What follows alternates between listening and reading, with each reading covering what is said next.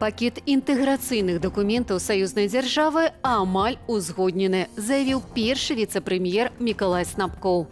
Пра падзеі дня распавядзем спадарству па-беларуску і без цэнзуры. З вами Ольга Старасціна. І сёння ў аб'ектыве.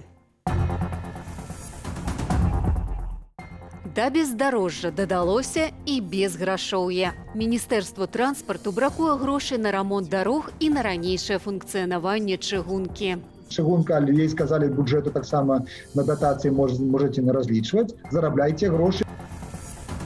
Народ не павінен баяцца маджахедаў ісламскага эмірату Афганістану, бо мы самі з народу. Баевікі Талібану анансавалі усеагульную амністыю. Тое, што талібы кажуць для СМІ, паказуха. На Беларусь абрынуўся навальнічны фронт.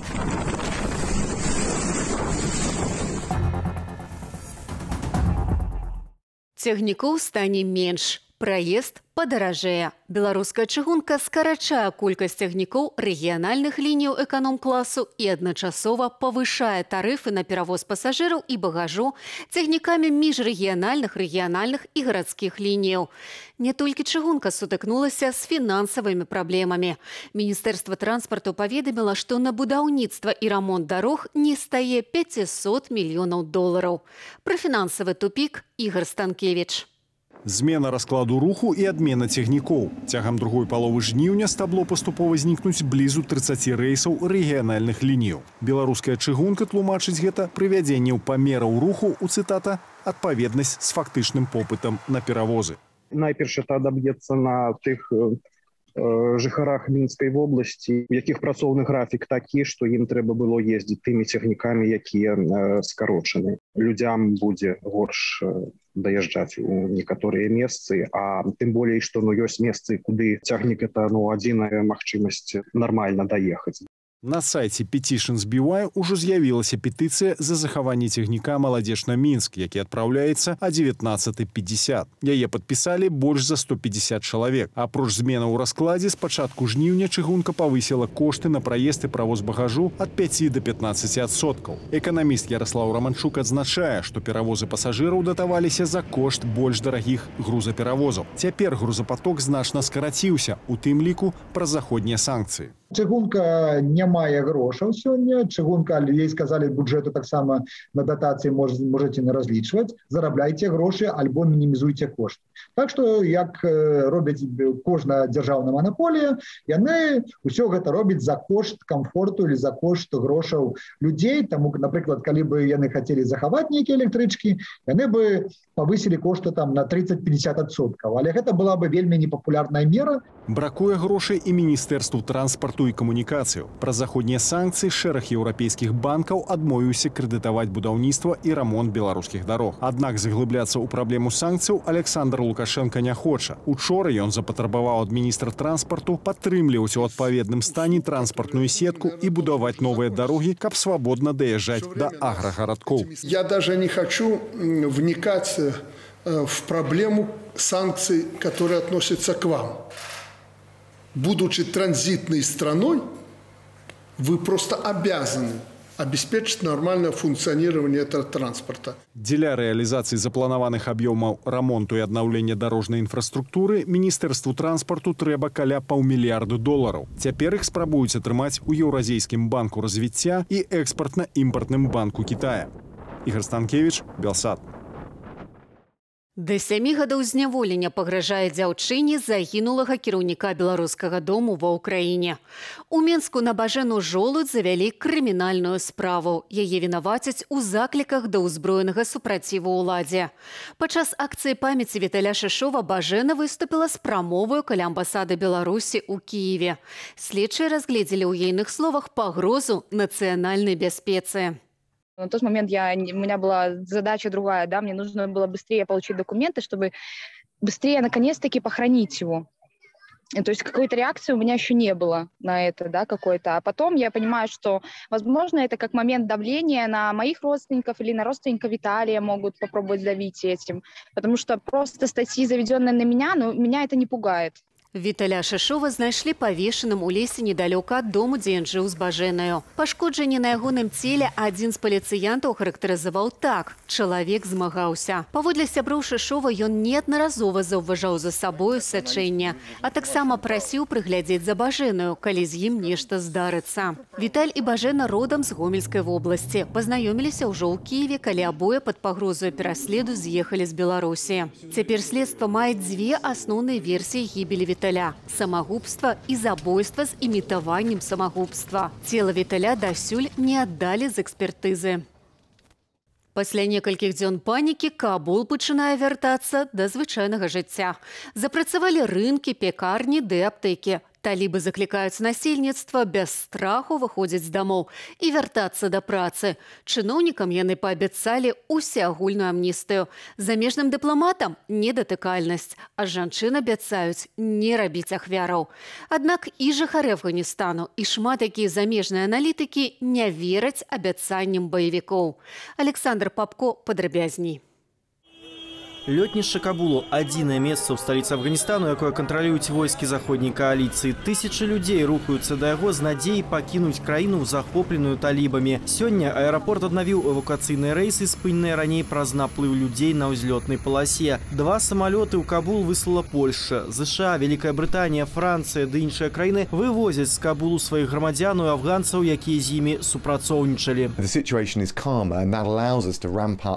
Сітуацыя трохі сцішылася, што дазваляе нам павялічыць колькасць рэйсаў і колькасць эвакуяваных людзей. Мы чакаем, што 350 брытанскіх грамадзянаў, афганскіх перакладчыкаў ды іншых работнікаў пакінуць краіну за бліжэйшыя 24 гадзіны. Калі сітуацыя стабілізуецца, колькасць значна павялічыцца. У Кабуле тым часам адчыніліся крамы і аптэкі. Каля дзяржаўных будынкаў талібы змясцілі свае патрулі. Мы хочам, каб людзі выйшлі на свае працоўныя месцы. Ісламскі эмірат не будзе ствараць ім праблемаў. Народ не павінен баяцца маджахедаў Ісламскага эмірату Афганістану, бо мы самі з народу. Талібы абвесцілі амністыю ўсім чыноўнікам і заклікалі іх вярнуцца на працу. Кіраўнік культурніцкай місіі Талібану заявіў, што жанчынам адвядуць ролю ў дзяржаўнай сістэме згодна з законамі шарыяту. У барацьбітоў за правы жанчынаў гэтыя заявы не выклікалі даверу. Шмат жанчын памятае, што адбывалася ў 96-2001 годах. Яны баяцца за сваю бяспеку, за свае правы, за магчымасць хадзіць у школу. Мы ўжо бачылі паведамленне, што шмат каго з дзяўчат ужо адлічылі з універсітэту. На тэрыторыях падкантрольных талібам ім прапануюць выходзіць замуж у 12-15 гадоў. Сярод уцекачоў, якія намагаюцца з'ехаць з Кабулу, дзяўчаты першай афганскай жаночай каманды па робататэхніцы. Даць ім прытулак разам з 20 тысячамі уцекачоў абяцае Канада. Тых, хто супрацоўнічаў з замежнікамі, талібы шукаюць па дамах, кажуць уцекачы. Тое, што талібы кажуць для СМІ, паказуха, і хутка свет пабачыць праўду. Яны забяруць маіх братоў, сілаю выдадуць маю сястру замуж за аднаго з іх. Што мне застанецца зрабіць? Альбо паехаць біцца з імі, альбо учыніць самагубства. Пад пагрозаю жыцці дзесяткаў тысяч работнікаў міжнародных арганізацыяў заявіла сёння ўправа ААН у справе правоў чалавека.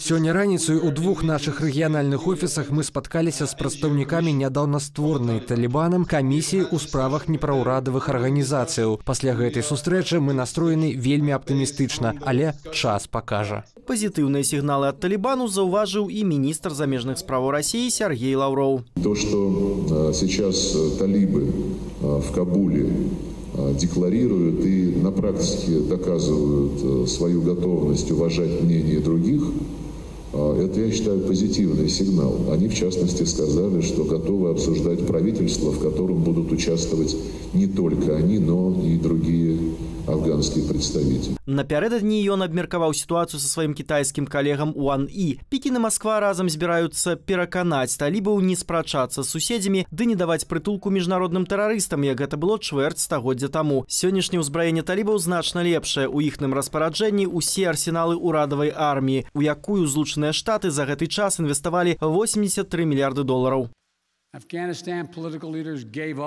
Палітычныя лідары Афганістану здаліся і ўцяклі з краіны. Афганскае войска развалілася, часам нават не намагалася біцца. Падзеі мінулага тыдня пацвердзілі, спыненне цяпер удзелу вайскоўцаў ЗША ў Афганістане было слушным рашэннем. Амерыканскія войскі не могуць і не павінны браць удзел у вайне і гінуць у вайне, у якой афганскія сілы не жадаюць ваяваць самі за сябе.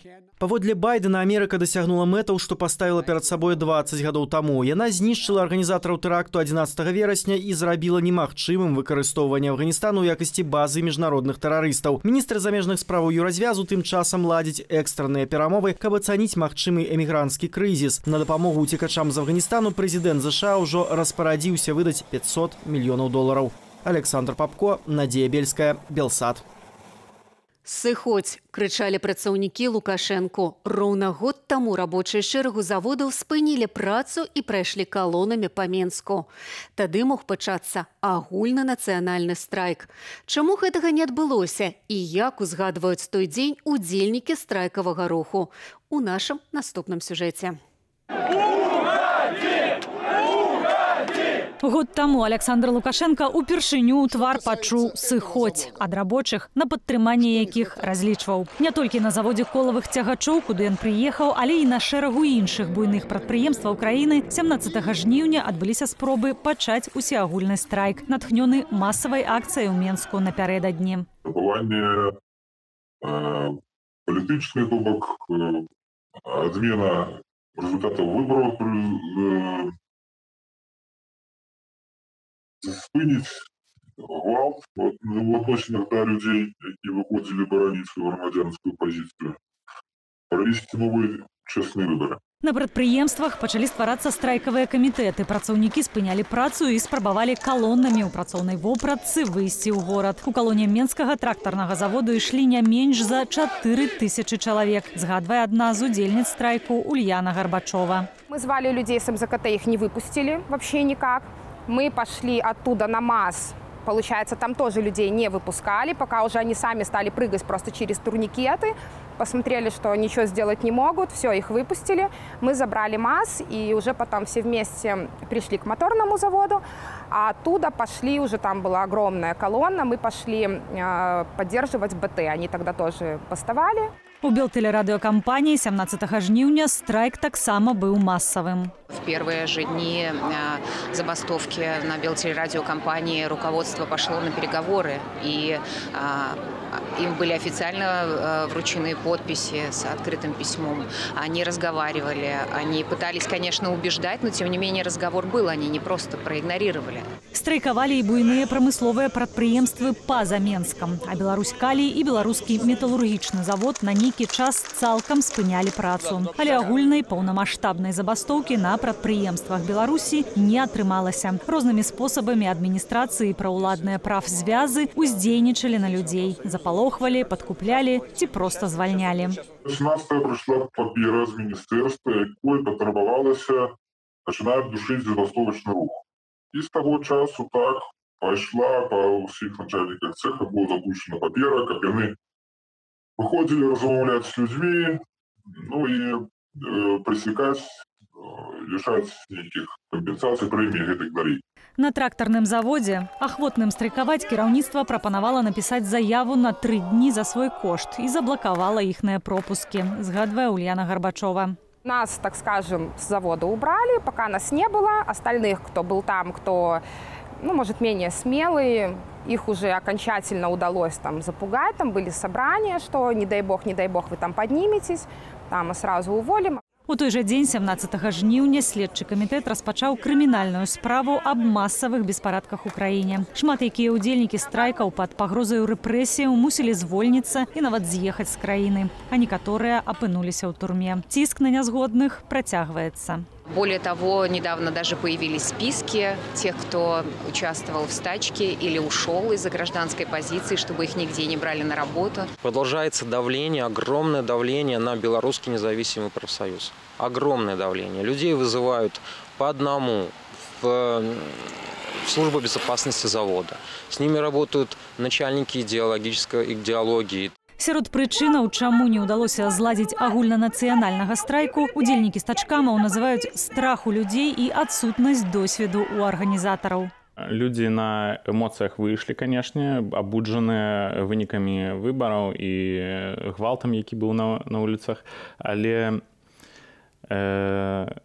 не былі ніяк зарганізаваны, то, аб чым я і казаў. І іх страхі, яны пайшлі больш вылазіць за іх, калі маршы станавіліся менш па колькасці. Але справа не завершаная, падкрэсліваюць нашыя суразмоўцы. Бо і праца ў калектывах працягваецца, і жаданне пераменаў у беларусаў не знікла. Анастасія Русецкая, Ірына Дарфійчук, Белсат. А ў Вільні з нагоды гадавіны страйку рабочых беларусы зладзілі адмысловую акцыю. Яны звярнуліся да прадстаўнікоў нарвежскай кампаніі «Яра», якая супрацоўнічае з «Беларусь-Калием». Они приезжают и смотрят на красивые, выверенные шахты, на покрашенные бордюры, на покрашенную траву. Но они не видят того, что происходит на самом деле, того, что происходит внутри, того, что происходит в шахтах. Люди ходят на работу по принуждению, они запуганы. В те дни, когда стачком «Беларусь-Калия» вышел на забастовку, ОМОНовцы забраться в их автозаки привозили на работу со словами «Вы наша кормовая база». Нягледзячы на больш як 100-тысячную петыцыю ад беларусаў і санкцыі, уведзеныя супраць «Беларусь-Калию», кампанія «Яра» не спыняе супрацы з прадпрыемствам. Больш за тое, нарвежцы выбілі сабе зніжку на прадукцыю. Абураны такім рашэннем стачкам «Беларусь-Калию» разам з беларусамі Літвы пастанавіў паказаць, што адбываецца ў Беларусі з нязгоднымі з рэжымам. Яны інсцэнізавалі затрыманне і збіццё, што пачаліся летась і працягваюцца ўжо год. У мігрантаў ёсць усе правы папрасіць прытулак у краіне, куды яны прыляцелі. Гэта значыць у Беларусі. Пра гэта заявілі ў Латвіі, ды пацвердзілі, што працягнуць адсылаць назад у Беларусь асобаў, якія спрабуюць нелегальна мінуць мяжу. Тым часам у літоўскіх лагерах дзеля ўцекачоў пачалі працаваць мабільныя групы інфармавання, каб пераканаць мігрантаў добраахвотна пакінуць краіну. Як гэта ўздзейнічае на ўцекачоў, праверылі на месцы падзеяў нашыя карэспандэнты. За апошнія сотні памежнікі Літвы і Латвіі вярнулі ў Беларусь больш за 100 асобаў, якія намагаліся незаконна мінуць мяжу. Паводле літоўскіх памежнікаў, трапіць у Літву на розных участках часта спрабуюць адныя і тыя ж людзі. З беларускага боку перыядычна чуваць аўтаматныя стрэлы. А ў літоўскіх лагерах утрымання мігрантаў пачалі сваю працу мабільныя брыгады дэпартаменту міграцыі, што рэгіструюць ды інфармуюць асобаў, якія трапілі ў краіну нелегальна. Самая важная часть этой работы – это информировать о процедурах, которые их ждет, как долго, что будет сделано, какие перспективы, что потом. Вот об этом. И также предоставить информацию о возможности возвратиться домой по собственному желанию.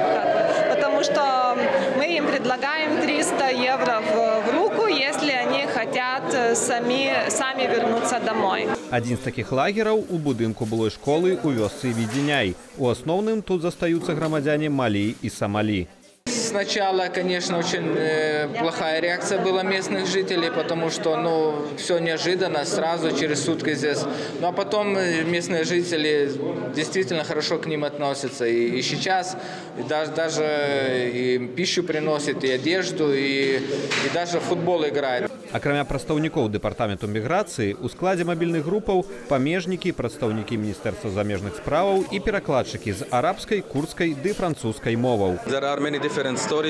Існуе шмат прычынаў, у кожнага свая гісторыя, пачынаючы з культурніцкіх момантаў, сямейных канфліктаў. Для некаторых прычынаю прыезду сюды сталася вайна.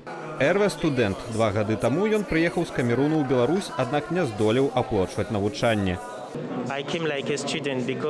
Я поехал в Беларусь как студент, бо мне не патрэбная была виза. Я просто приехал в аэропорт и полетел в Беларусь. У моей краіне нетерпимая до таких людей, как я, бо я гомосексуал. У Камеруне я могу атрымаць 5 гадоў турмы ці просто быть забитым.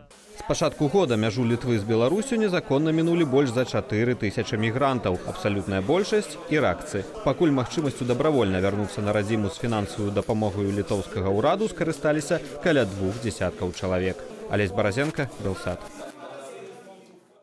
На Беларусь абрынуўся навальнічны фронт. Наступствы гэткай атакі ўражваюць. Шквалісты вецер ламаў дрэвы, зрываў дахі, зносіў нават бетонныя пліты. Залева абрынулася на Менск з моцным шквалістым ветрам, хуткасць якога ўзмацнялася да 20 метраў за секунду. Бачнасць праз сцяну дажджу была мінімальнаю. Цалкам заліло вуліцы, падтапіла гандлёвыя цэнтры і жылыя дамы. З каранямі вырывала дрэвы. На рынку Ждановіча у гандлёвых радах стыхія знесла вялікі кавалак даху. 2 чалавекі пацярпелі, аднаго шпіталізавалі. У Заслаўі стыхія сарвала дах з аднаго з прадпрыемстваў. Рэшткі канструкцыі імкліва пераляцелі на другі бок вуліцы ды зламалі плот. У Бярозаўскім раёне ушчэнт разбураная старая, але дзейная фірма. У Радашковічах пацярпеў прыватны аўтамабіль пасля падзення на яго бетоннай пліты. Лукашенко адрэагаваў на атакі кіберпартызанаў, якія ўзламалі базы сілавікоў. Ён параіў дзяржаўным чыноўнікам дзеля абароны інфармацыі пісаць ад рукі і складаць паперы ў шуфлядзе.